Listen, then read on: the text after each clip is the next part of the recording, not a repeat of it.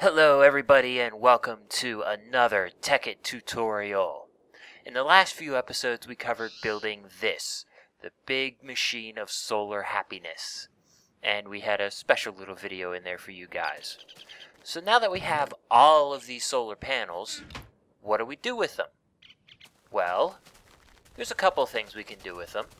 Like this, for example.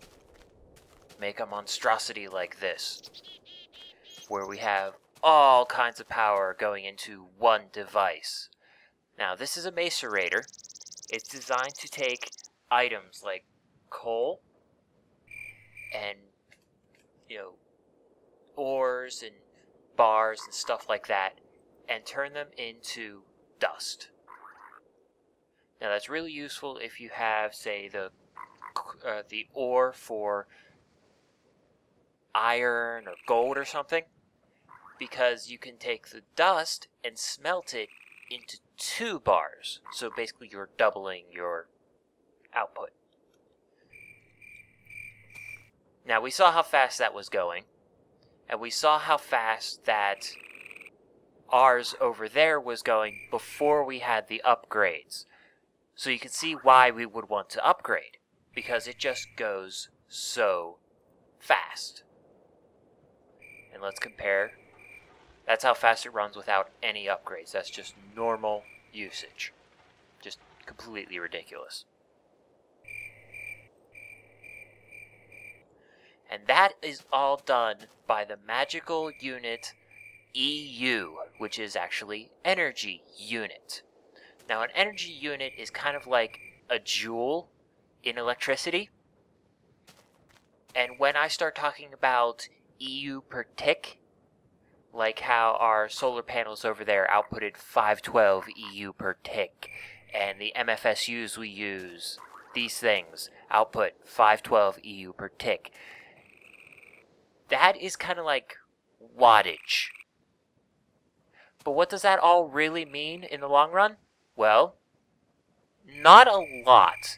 You don't really need to know it. Because if you think about it, if you're looking for a charger for, say, your laptop or your cell phone, and you just don't have the one that came with the device, what do you look at? You look at the numbers that are on the back of the laptop or in the manual, and you look at the voltage and the wattage and the amperage. You look at those 3 things, you find an adapter that outputs those 3 things exactly, plug it in, and you're set to go. We also have a few other things that we're used to.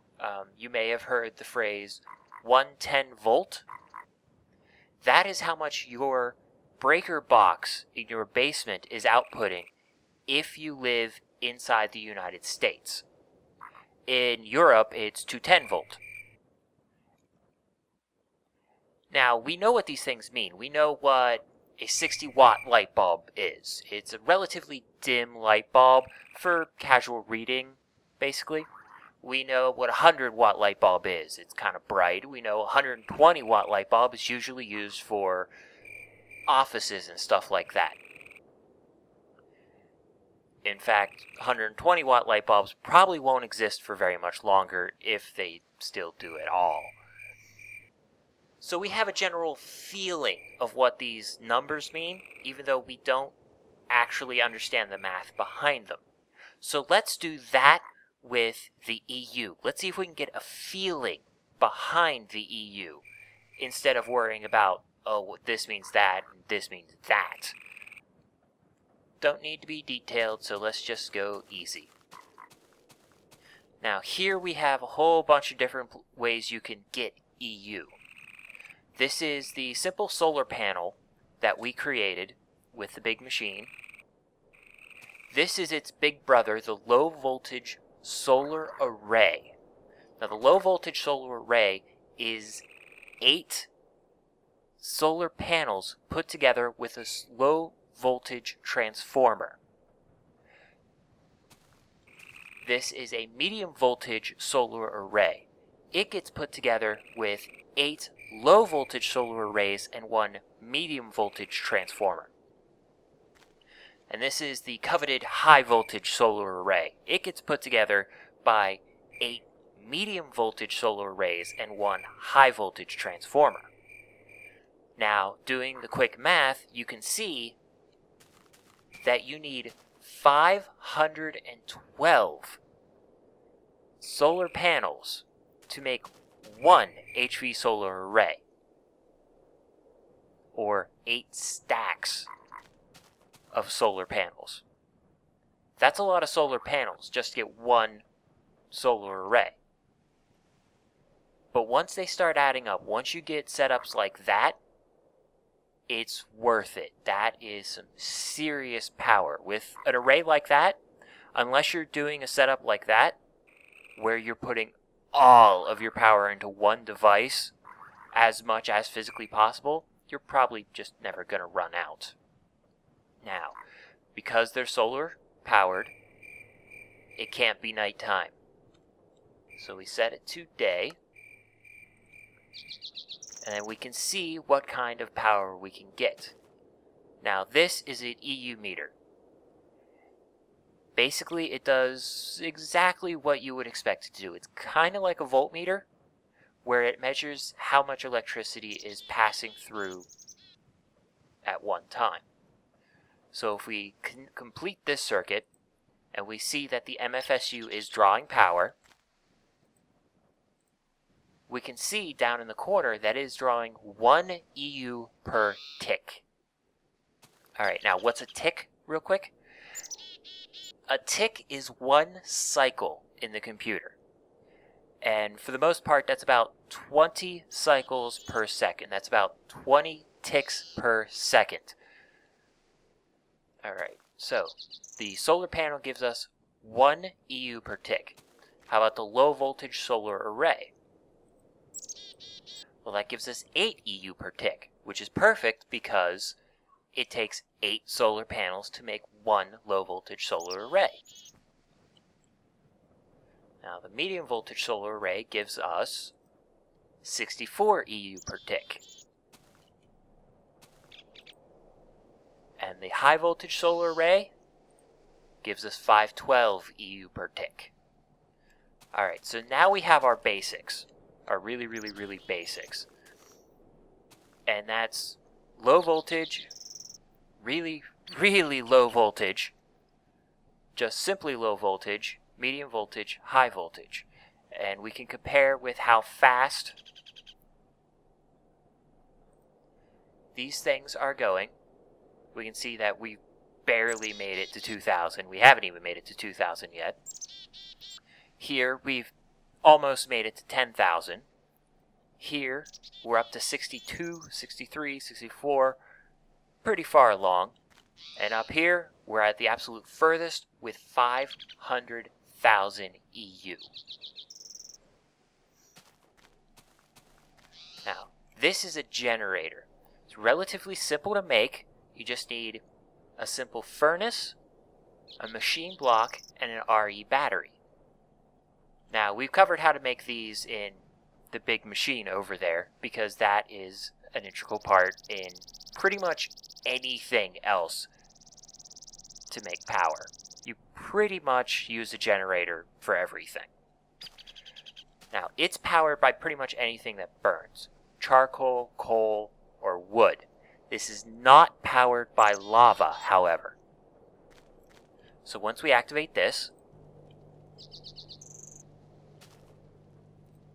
we can see that we're pulling some EU, and it is pulling 10 EU per tick, so the equivalent of 10 solar panels.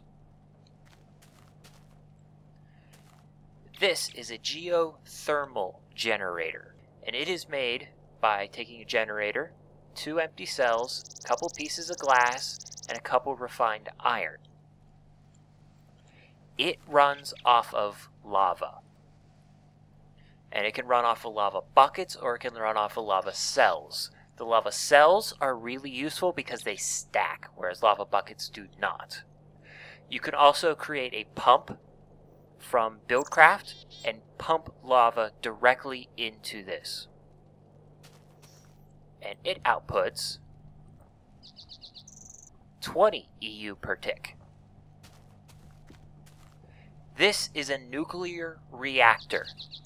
It runs off of uranium cells, and you could put a bunch of them in there. And I'll be covering nuclear reactors in depth a little later on, a few episodes down the line.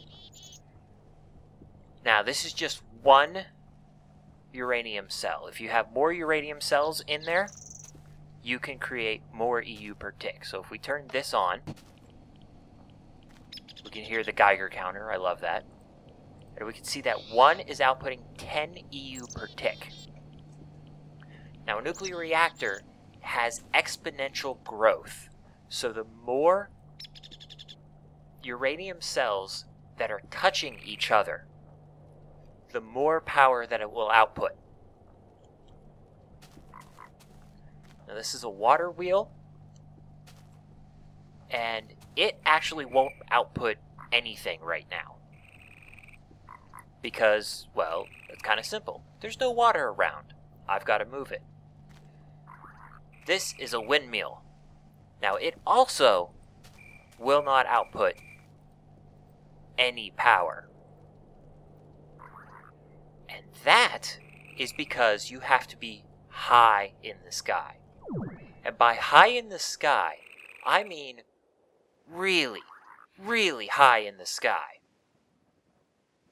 From what I understand, the minimum is somewhere around here, 94 blocks high. It might also be something like up here, where we can now hear the wind blowing by. That's 116 blocks high. So we're talking pretty high up. So we're talking mountains and hills or towers in general. Now, a water wheel will not output that much EU per tick. I think it's, from what I understand, it's about 2 EU per tick per water block around it. So if you dunk this in an ocean, you'll output more EU than if you just, say, sat it beside a block of water. Now, the windmill can vary greatly from like 0 EU per tick to what I understand to be over 1,000 EU per tick. But it's completely unreliable. In fact, I don't use either of these because they're so unreliable. I actually use mostly the HV solar arrays because while expensive to build, they're the most efficient. And I can show you that. This is something I've built before. This is a full-size nuclear reactor built my special way using equivalent exchange. All I'm doing is using ice to cool the reactor. So once it gets turned on, all of these uranium cells start outputting power all at once.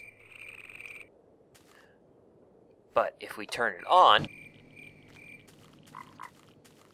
and all of these MFSUs are pulling power directly from the reactor, so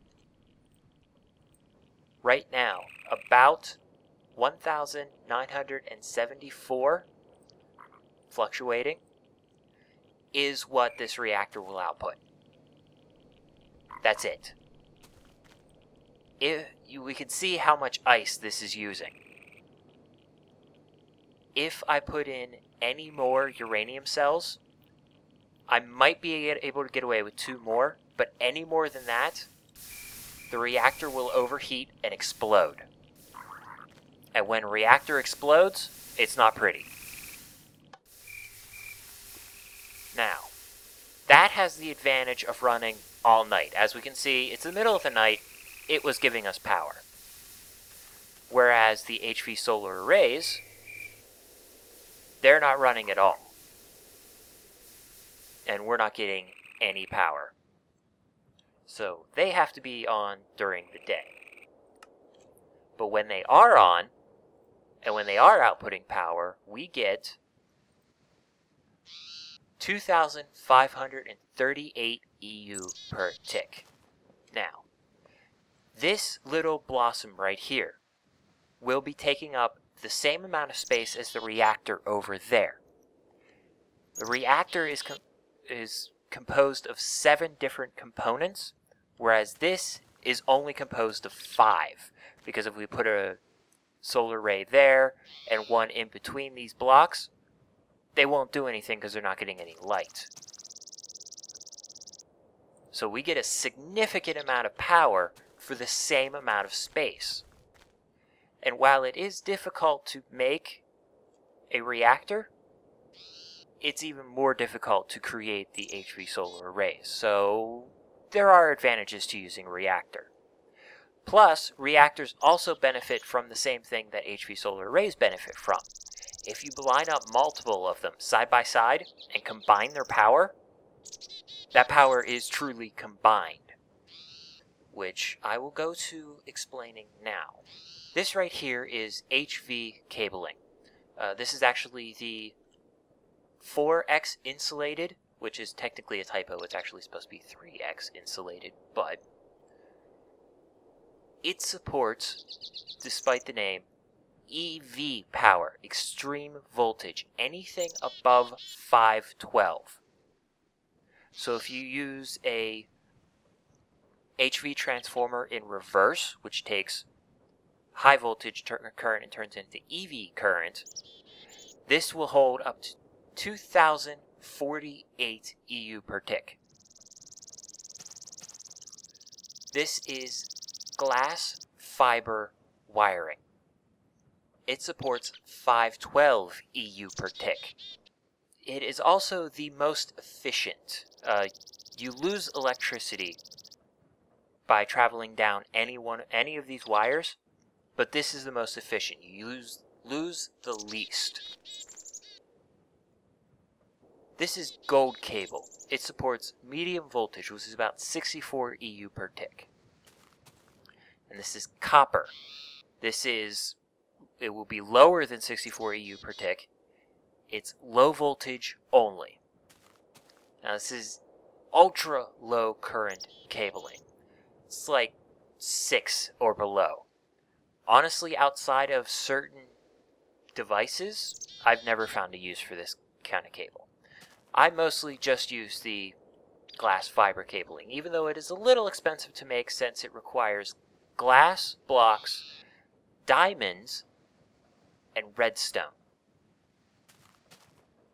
Now, you may have noticed something. This supports EV current. This supports HV current. EV current goes up to 2048, whereas HV current only goes up to 512. So how are our HV solar arrays supporting over 2000 EU per tick? Well, there's a trick.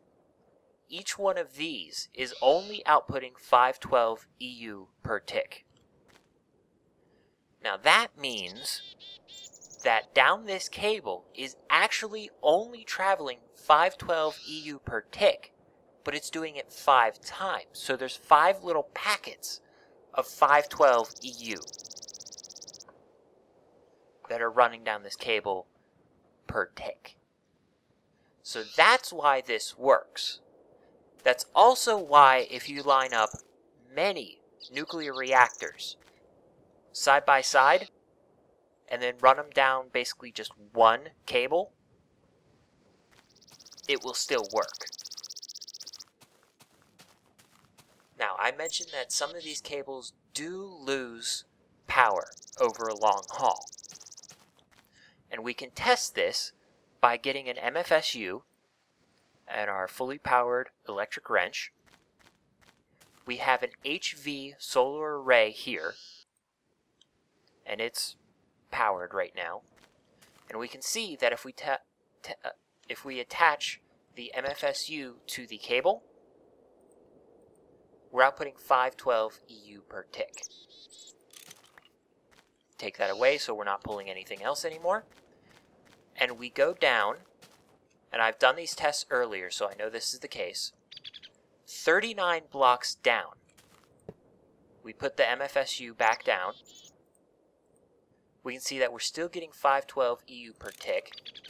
But if we go to 40 blocks, and then we run the same test again, we see we're only getting 511 EU per tick. Now that's not that big of a problem. Like if you have an MFSU back here and an MFSU here, you're not losing 512 EU here, only gaining 511 here, because you're only outputting 511 total. So we're not actually losing power anywhere, which is convenient. Now that was 39 blocks for 512, 40 blocks for 511. So if we go further down, this would be 79. And in all technicality, 78 should be the last block that does 511.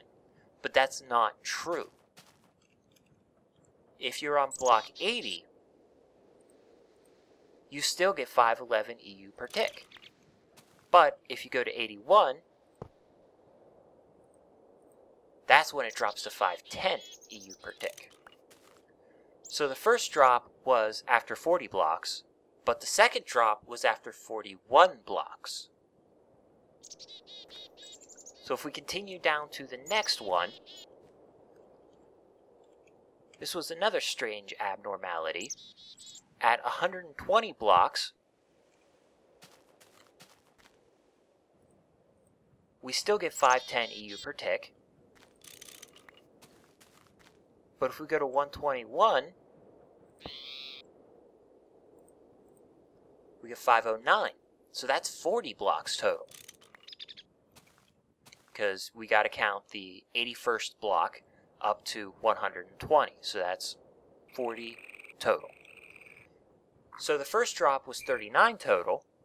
The second drop was 41. And the third drop was 40. So that's a little weird. Well, continuing the tests, I found that if we go down to 160 blocks, we're still on 59 EU. 161, we're at 508. So that's another 40 right there. But if we come down here, we get to 199 blocks, which is 508, and 200 blocks, which is 507. Which is again one off. So there's a little discrepancy here. And I think the reason for that is that over here, when we go to 39 blocks and then we go to 40 and we lose one, we're not actually losing 1 EU per tick. We're losing possibly slightly more than 1 EU per tick, or possibly slightly less. I haven't done the math. So it's not exactly 1 EU per tick per 40 blocks. So if you're doing a trick like you're using MFUs as a repeater, keep that in mind. You do lose power, and you should probably do it at about 39 blocks. Okay, so now we get into taking higher level energy and turning it into lower level energy. Because by default, an MFSU and most other industrial craft items cannot accept anything higher than low voltage current. Well, that's where these come in. This is a lower voltage transformer, which takes medium voltage power inputted from this side and outputs it at the other 5 sides as low voltage power. Same thing with medium voltage, except it takes high voltage power from its input side and outputs medium voltage power. And the high voltage transformer takes EV power, extreme voltage, from its input side and outputs high voltage power. Now the HV transformer also has an added trick, and this is what I have set up here. I'm taking HV power being inputted from here at 512 EU per tick, inverting it with a redstone signal, and its input side then becomes its output side, and it outputs, if you're inputting enough, 2048 EU per tick, or extreme voltage. So this will go both directions. And that is how I'm making this work. So if I take some coal, and if I can do this fast enough,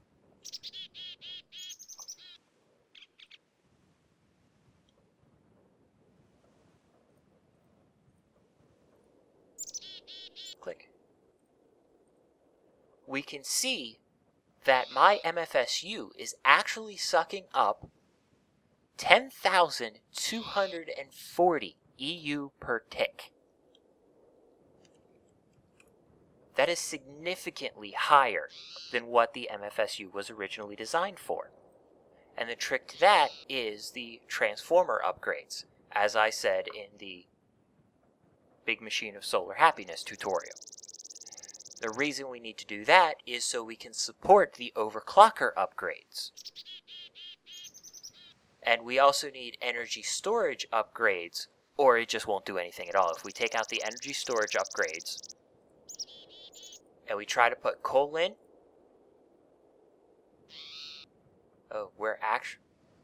there it goes. We used up what power was left over in the block to create these 53 coal dust, but it will not continue because the internal battery does not have enough power to support the 20 overclockers. You have to have the energy storage upgrades for it to work. And how many do we need? Well, let's find out. 1, no. 2, no. 3. 3 did it. 3 made it work. It wasn't working as fast as it could have because we saw that it was draining completely and coming back.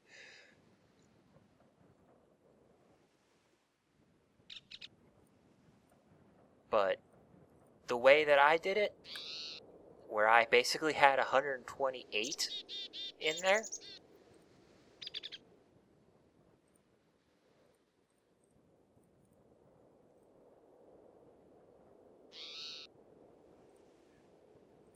was enough to run the Macerator through an entire stack without completely draining the internal battery. Now, if I ran another stack through there while it was still that low, I would eventually hit bottom and we would not run as fast as we could. Well, now that we have all of this power and we know basically how to control it, how do we store it? Now, you saw I was using MFSUs over there to just show how much power is being absorbed. They're basically batteries. Now, in industrial craft, there are 3 different batteries. There's the bat box, which is low voltage. As you can see, it outputs 32 EU per tick. And it only stores 40,000 EU. There's the MFE, which outputs 128, or medium voltage, and inputs medium voltage, and stores 600,000 EU. And there's the big kahuna, the MFSU, which stores 10 million EU and outputs HV power, or 512 EU per tick.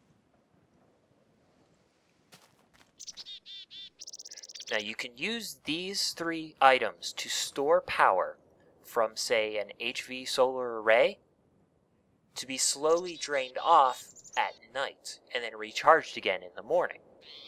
That's why in our Big Machine of Solar Happiness, I have 4 HV solar arrays powering 2 MFSUs to power our Macerator. The Macerator will pull 512 EU per tick from each MFSU, and it will keep pulling from the MFSUs at night. Now, to charge them so that they can be charged at the same time as they're draining energy, we have to input more power than we output. And that's where the 4 HV solar arrays come in. 2 of them power 1 MFSU. So 2 of them are sending 1024 EU per tick into an MFSU that can only output 512. So we're inputting twice as much power as we're outputting. Thus, the MFSUs recharge during the day to be drained off at night. Well, now we have all of this power, we know how to control it, and we even know how to store it. Now, what do we use it for? Well, there's plenty of uses, like the electric furnace and its big brother, the induction furnace. Basically, they're electronic versions of the regular stone furnace that we're so used to seeing. We have the macerator, which I covered earlier, which takes ores and bars and coal and turns it into dust. And its big brother, the rotary macerator. We have the extractor, and its big brother, the centrifuge extractor. We have a compressor and a singularity compressor. We have the pump. We have a miner. We have a canning machine, which is useful because it can take something like zombie flesh and turn it into something safe to eat. We have the recycler. We have the much coveted mass fabricator. We have a terraformer. And we have the force field generator core. These will be covered in a different video. Then we also have a few more interesting things, like charging tables, 3 different types of them. And basically all you do is you take your item, like say your quantum armor or an RE battery, put them in here, and they will charge for you. You can put a bunch of them in there and they will just charge over time. The higher level the charging table, the faster it charges. Then we have items that combine things like buildcraft and industrial craft, like the oil fabricator or the lava fabricator, or what I used over there, the relay. It takes industrial craft power and turns it into buildcraft power, basically what your engines output. Now, you could be asking, well, why don't I just use the relays over there? Obviously, we're creating something that has the ability to produce power. Well, why don't I just use relays? Well, we can look at the generator I created over here to see why. See, I'm just using a relay. It's using the lowest possible power. We have the ability to take a relay and attach it directly to medium voltage, but I wanted low voltage. And we just have a simple chest with ice in it, and then the relay just pushes the ice out through the pipes into the generator. So if I turn it on, we can see just how fast the ice comes out. It's obviously not traveling down the pipe very fast, but there is a lot of it. And if we look into the reactor, we can see how fast it catches up. And this is with it still being sucked out. So the reactor is still using the ice, but it's regaining it that much faster. And that's why the lava is actually below this, is so that anything that falls out gets instantly destroyed. So I don't have to worry about breaking the server.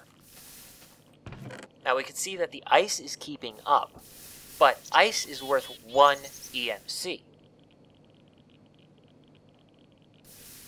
Now, because of the setup we have things like glass being produced at the same rate as coal.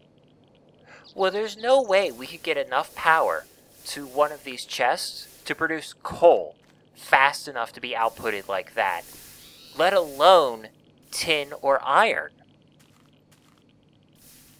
And when we start getting discrepancies, whereas we're pulling way more glass than we are, say, coal or iron, chests start filling up. And then we have an entire chest full of glass, and then coal can't go into the chest. So we have to be very careful.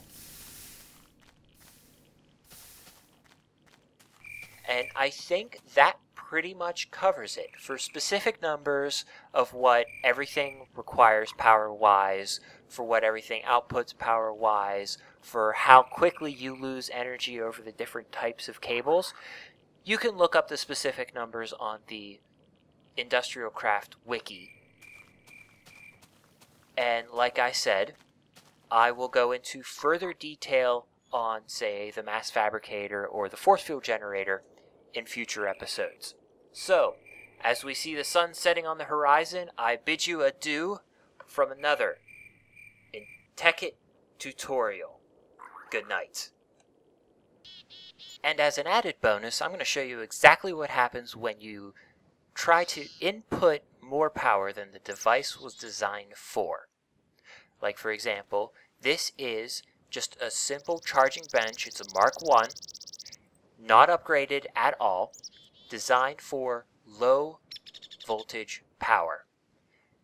These are HV solar arrays. They output high voltage power. So what happens when we try to connect the two? Does it just not work? Well, I'd say that doesn't work.